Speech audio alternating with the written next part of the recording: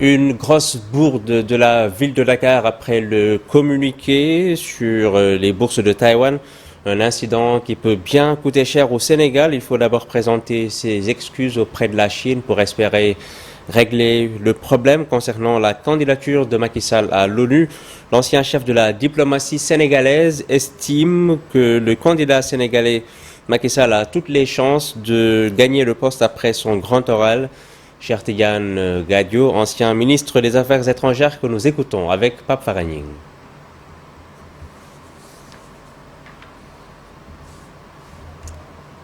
D'avoir été missionné par le président Abdoulaye Wade pour aller rétablir cette relation. On a vu tous les bénéfices de ce que nous avons fait et la Chine s'est révélée un pays ami, un pays très proche, un pays très reconnaissant par rapport au Sénégal. Ils auraient dû quand même, si on est dans un pays organisé, avec un État organisé, c'est de consulter le ministère des Affaires étrangères du Sénégal, notamment le ministre, lui dire que tel pays nous fait telle proposition, nous savons que nous n'avons pas de relations diplomatiques ou nous avons même un passé assez tumultueux avec ce pays, qu'est-ce qu'on fait? Pour récupérer, rattraper tout ça, ça va demander beaucoup plus de travail. Okay. Mais prions pour que la Chine comprenne et qu'elle ne nous en tienne pas rigueur, que le mea culpa de la mairie soit un mea culpa sincère et qu'il présente leurs excuses au peuple sénégalais. J'ai beaucoup apprécié le passage de notre ancien président parce que je pense franchement qu'il s'est non seulement bien défendu, une très bonne maîtrise technique des dossiers, mais aussi une bonne démarche diplomatique. Le président Macky n'a égratigné personne, n'a dit du mal de personne, et pourtant il a défendu des positions de principe importantes, n'est-ce pas? Comme j'ai dit, la question de la réforme du système des Nations Unies est assez compliquée. C'était pas facile ni évident, mais je pense qu'il l'a globalement très bien traité. Cérémonie de signature ce jeudi de la nouvelle convention nationale État-employeur privé pour la promotion de l'emploi baptisée Andu Yombal Xëy, un acte fort posé par l'État du Sénégal, le patronat et leurs partenaires avec l'appui de l'Organisation internationale du travail. Un acte qui vise à faciliter l'emploi, lever les obstacles à l'insertion professionnelle et offrir à notre jeunesse des perspectives concrètes. Cher Diba, ministre des Finances et du Budget, ainsi que Cheikh Tidiane Alamine, représentant du patronat, que nous écoutons avec Ibrahima Kane et Modou Diop. Dans la perspective de la vision Sénégal 2050, cet acte n'est pas qu'une simple formalité administrative. Mon département considère que cette convention doit se lire comme un engagement solennel pour l'avenir de notre jeunesse et comme un instrument majeur de transformation structurelle. La question de l'emploi n'est pas seulement sociale, elle est au cœur de notre souveraineté économique. Ma présence ici donc aujourd'hui réaffirme l'engagement ferme de l'État du Sénégal à faire du levier budgétaire un moteur d'insertion professionnelle et de croissance inclusive. La signature de cette nouvelle convention nationale État-employeur privé marque un tournant décisif dans notre approche de la politique de l'emploi. Ma lecture de cet acte est avant tout stratégique. Nous ne sommes pas ici pour gérer une dépense, mais pour valider un investissement dans le capital humain. L'emploi des jeunes est le défi majeur de notre stabilité sociale et de notre cohésion nationale. Pour y répondre, nous avons fait le choix de la rupture. Nous passons d'une logique d'assistance à une logique de performance et de compétitivité. Cette convention rénovée, fruit d'une évaluation rigoureuse, répond aux réalités actuelles du marché du travail, marqué par la transformation numérique et de nouveaux impératifs de productivité. Le patronat tient à réaffirmer ici toute sa disponibilité à accompagner l'État dans la mise en œuvre effective de cette convention.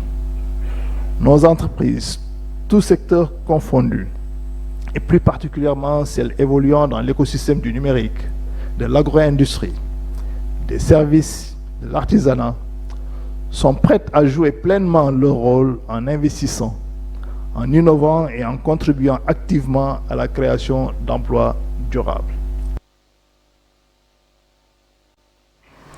En plus bref, le 22 avril 2026 marque un tournant majeur pour le Sénégal. L'État a obtenu de retrait conjoint de Cosmos Energy et de Petrosen du bloc gazier Yakar-Teranga sans aucune contrepartie financière. La licence sera désormais attribuée exclusivement à Petrosen, ce qui renforce ainsi la souveraineté nationale sur l'un des gisements les plus prometteurs du pays. Cette avancée majeure s'inscrit dans une volonté affirmée de renégocier et de récupérer les actifs stratégiques au profit du Sénégal.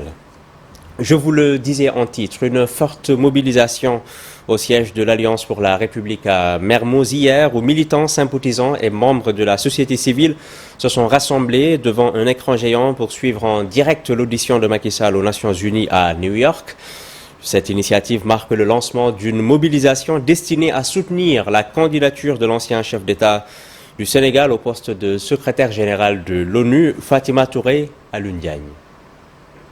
Un géant installé dans l'enceinte du siège de l'Alliance pour la République à Mermoz que militants, sympathisants et membres de la société civile ont suivi avec intérêt l'audition de l'ancien président Macky Sall aux Nations Unies à New York. Un moment de communion destiné à soutenir sa candidature au poste de secrétaire général de l'ONU. Le président Macky Sall, candidat au poste de secrétaire général des Nations Unies, qui, après avoir décliné sa vision pour cette institution suprême, nous sert aujourd'hui une audition qui nous rassure et nous conforte dans notre position. Aujourd'hui, le président Macky Sall déroule son agenda international. Nous avons jugé nécessaire d'organiser cette fan zone en rassemblant les militants, sympathisants et membres de la société civile afin de montrer notre soutien à notre candidat, le président Macky Sall.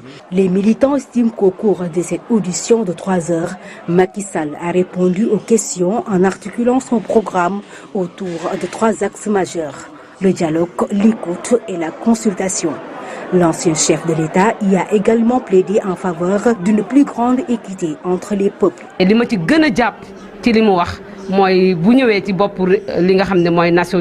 Ces réponses m'ont vraiment convaincu, surtout lorsqu'il a parlé de la rationalisation des ressources, de l'équité entre les zones géographiques et de l'optimisation des financements. À travers sa candidature, le président Macky Sall veut rassembler les peuples. Il prône la paix, mais aussi l'égalité entre les nations. Tous les pays africains devraient soutenir sa candidature, car c'est en quelque sorte une fierté africaine. Cette mobilisation apparaît ainsi comme le symbole d'un engagement ravivé porté par des partisans convaincus que cet élan pourrait conduire Macky Sall jusqu'au siège du secrétaire général des Nations Unies. Pour pallier la saturation du marché de l'oignon local, l'Agence de régulation des marchés a suspendu pour 40 jours les activités des agro-business, une mesure salvatrice pour les petits producteurs qui peinaient à écouler leur récolte. Réunie dans la capitale du Ndiambour, l'interprofession de la filière a salué cette décision tout en appelant l'État à une application rigoureuse de la mesure. Écoutons Boubacar Sall, leur vice-président avec Tchernofal. Nous avons fait un déplacement avec le COSEC, avec le COSOMA, l'ARM. Nous avons fait le déplacement jusqu'au PREA pour voir une partie de la production, pour qu'on puisse vraiment booster une partie de la production. On va en venir sur les deuxièmes points pour vous dire qu'il y a assez de production. Il y a aussi la production de qualité. Ce qu'on demande, nous demandons l'appui de l'État pour qu'on puisse vraiment booster une partie de la production au niveau de la sous-région. Ça, c'est vraiment une épine sur nos pieds. En tout cas, nous attendons le ministère du Commerce, le ministère de l'Agriculture, nous attendons le ministère de l'Intérieur pour qu'on puisse respecter les directives qu'ils ont prises. Nous demandons aussi le Premier ministre, le responsable du gouvernement, pour qu'il puisse vraiment diligenter toutes ces propositions qu'on a déjà prises pour que les producteurs vraiment puissent avoir quelque chose d'ici la Tabaski, quoi. En tout cas, nous saluons cette décision. Peut-être notre souhait, c'était qu'on aimerait avoir un arrêté. On a eu une circulaire, mais tout cela, en tout cas, nous demandons les autorités étatiques vraiment de nous appuyer surtout sur la route pour qu'on puisse vraiment respecter les décisions qu'ils ont prises. À Kurmassar, la tension monte à la résidence Kofia. Des acquéreurs de parcelles en attente depuis 2019 dénoncent le retard persistant dans la prise de possession de leurs biens. Malgré une décision de justice rendue depuis plusieurs semaines, l'agence tarde à agir pour libérer les terrains occupés illégalement. Daouda Diouf porte leur parole. Nous l'écoutons au micro de Modou Diop. Le comité des îlots 6 et 7 se sont rassemblés ce matin devant les locaux de Kofia, Fortune Capital, pour dénoncer l'injustice dont nous sommes victimes. Depuis 2019, nous avons versé intégralement le paiement de nos parcelles et jusqu'à présent, nous courons derrière l'obtention de ces parcelles-là. Dans le temps, nous étions patients parce qu'il y avait un litige et nous sommes des Sénégalais responsables, raison pour laquelle nous faisons confiance à la justice sénégalaise. Et il est noté que depuis quelques semaines, la justice sénégalaise a tranché en faveur de l'agence immobilière. Maintenant, ce qui nous reste, c'est de mobiliser les moyens nécessaires pour aller déguerpir les fossoyeurs. Et jusque-là, les dirigeants de cette agence peinent à débourser de l'argent. C'est la raison pour laquelle nous, acquéreurs de ces parcelles-là, sommes déterminés aujourd'hui pour utiliser les voies légales pour vraiment avoir nos parcelles.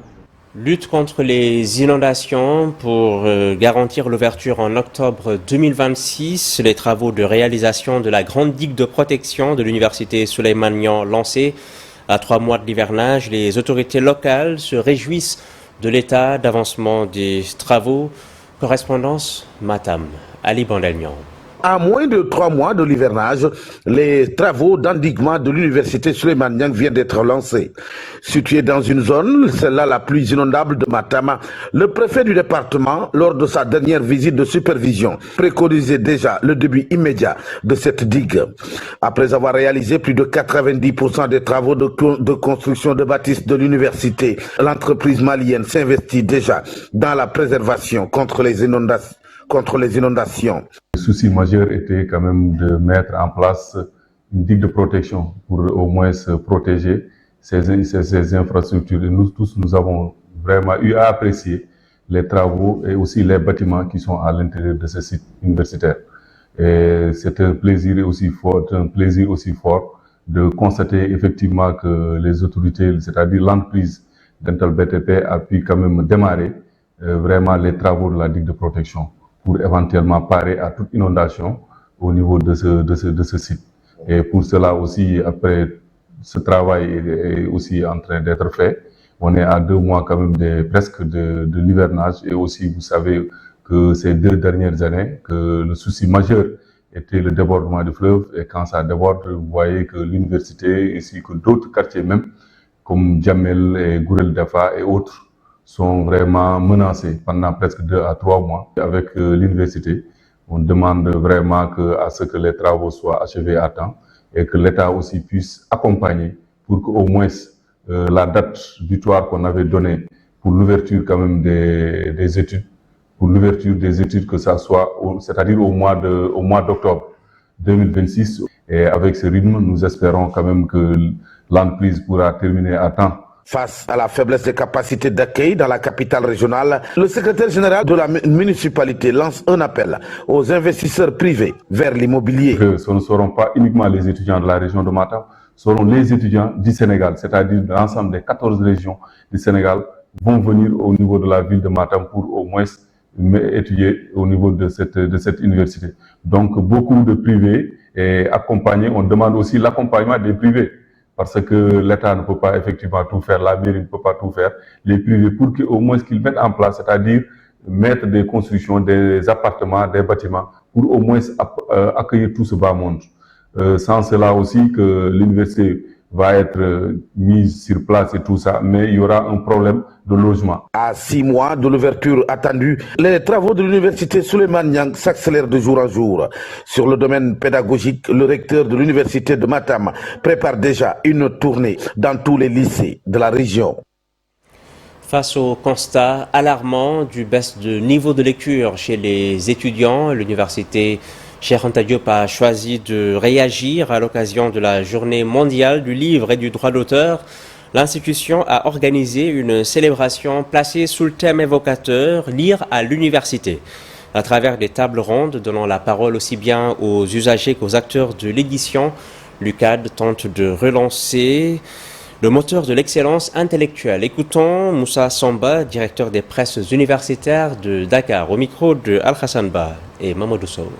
Quand nous célébrons la journée mondiale du livre, le livre, quand nous fêtons le livre, nous savons que l'objectif, c'est de produire des documents qui sont destinés à la lecture. Si les livres ne sont pas lus ou les documents ne sont pas lus, on peut se poser la question, est-ce que ça valait le coup de les produire ou pas? Et vous le savez, depuis quelques années, nous ne cessons de regretter le fait que le niveau des étudiants baisse. Nous regrettons le faible niveau des étudiants et même des élèves, et il y a forcément une explication. Nous savons que quand des apprenants ne lisent pas, ils auront du mal à apprendre.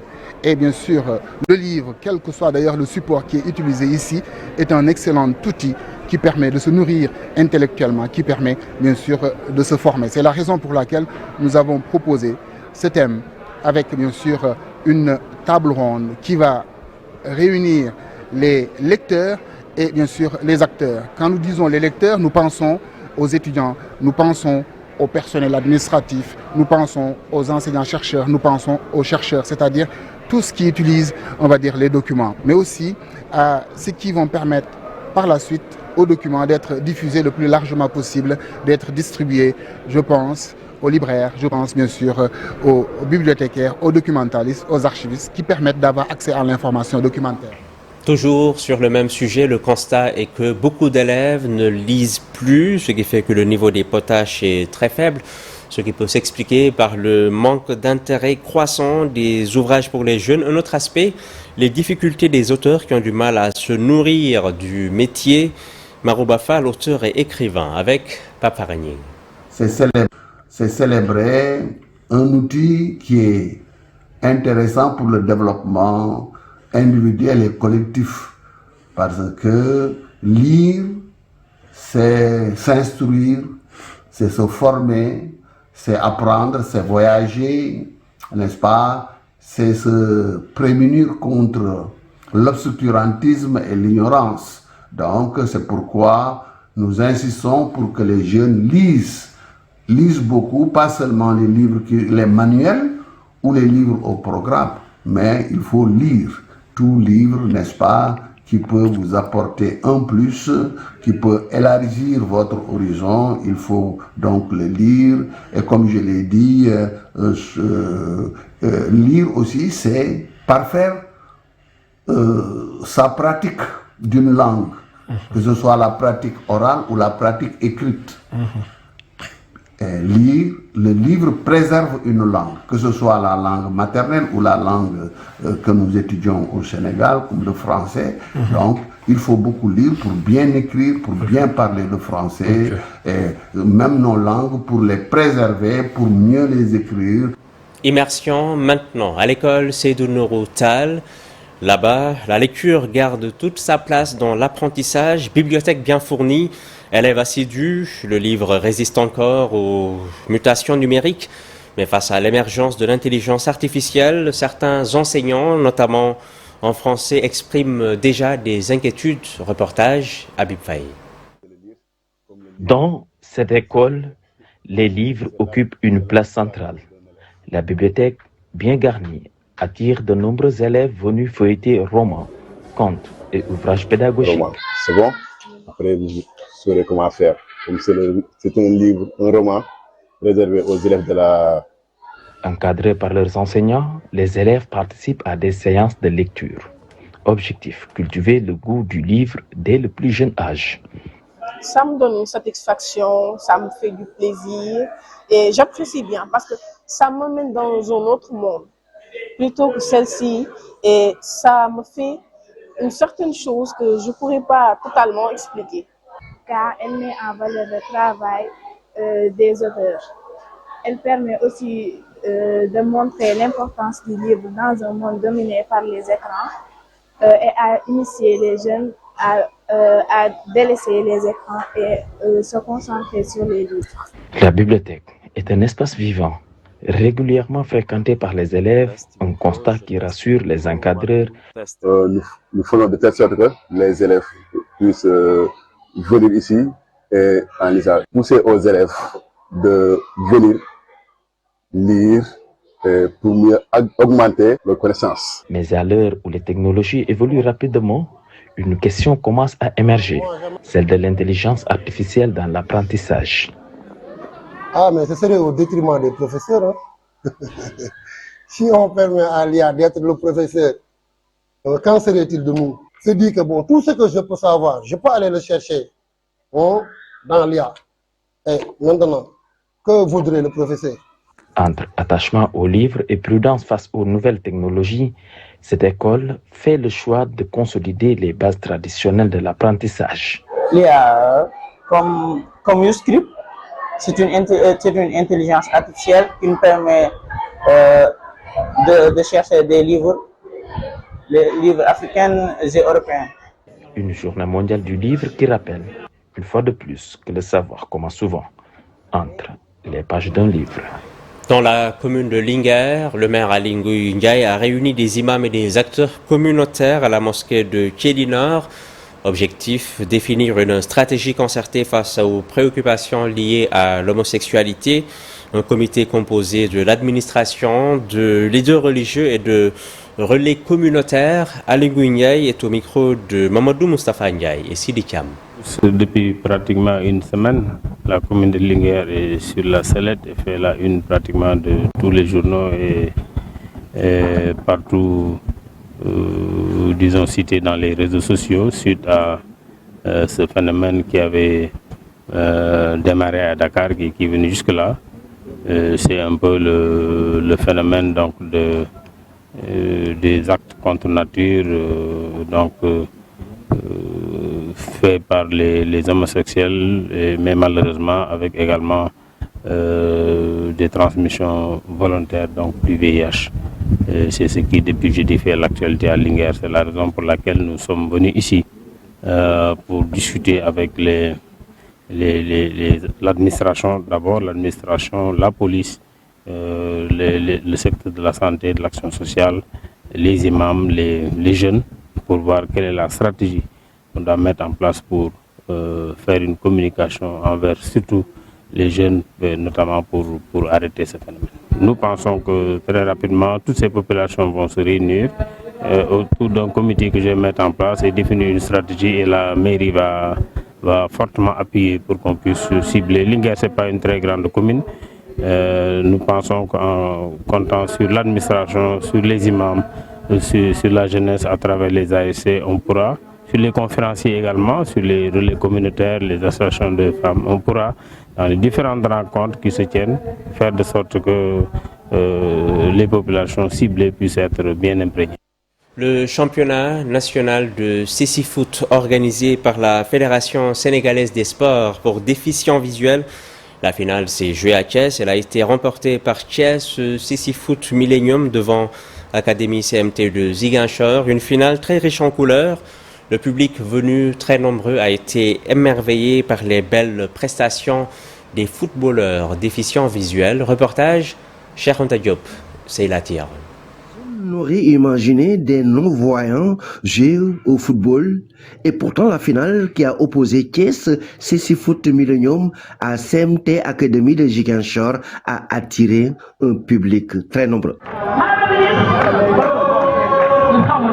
La finale s'est déroulée au terrain des HLM de Thiès sous le regard des autorités, en l'occurrence le ministre directeur de cabinet adjoint du président de la République, le maire de Thiès-Est, Maître Ousmane Diagne, et le président de la Fédération sénégalaise des sports pour déficients visuels. Cette belle finale a été remportée par Cécifoot Millennium Thiès sur le score de 2-0.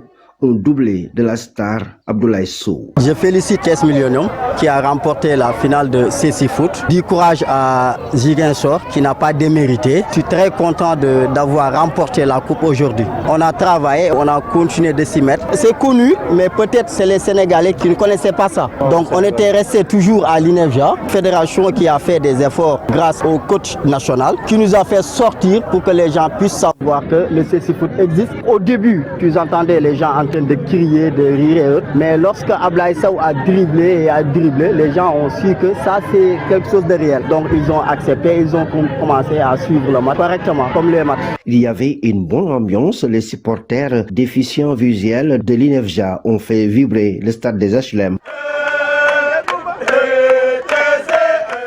C'est tout pour cette édition. Merci infiniment de nous avoir suivis. Mais restez avec nous parce que dans Soir d'Info, nous recevons ce soir Ousseynou Kassé. Il est le président du groupe africain sur la biodiversité, porte-voix de l'Afrique dans les négociations internationales.